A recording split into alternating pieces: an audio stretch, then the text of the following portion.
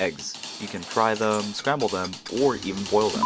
But have you ever thought about the egg as an important figure? The lighting of an object is just as important as lighting a subject in a scene. But how can you make something so mundane as an egg important? The key is lighting. With that being said, here are 8 lighting techniques to help your egg and subjects pop out in film. Accompanying me will be my film mentor and my cousin, Desiree. He just uses me for content.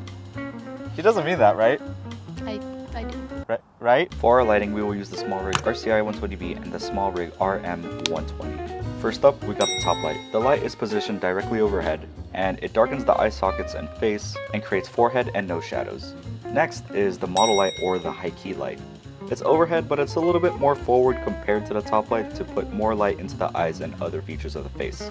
Next is the frontal or flat light. The light is relative from the camera's position, and lighting is right in front of the face, which flattens the features, which means that there's no shadows or mood given out with the light. Next up is the Rembrandt. It is halfway between the frontal and sidal lighting positions and right above the eye line. It is high enough so that the nose shadow meets the jaw shadow and creates this upside down triangle which shows 3-dimensionality within the cheekbones. Next up is the sidal light. The sidal light is eye level to one side, or it could be high on another side of the face. In return, you get the split effect. Next up is the kick or rake light. It is halfway between the side and back light, and this light can be eye level or higher. What it does is it accentuates the shadows. Next up is the backlight.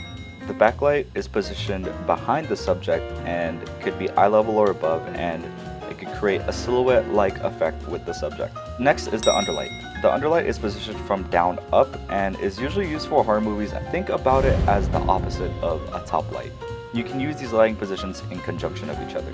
For example, you could do a Rembrandt and a kick light, or you could do a side light and produce bouncing with a reflector or a white card. So no matter if you're lighting an egg, or if that egg is your cousin, these 8 lighting positions can help boost the look and appeal of your film.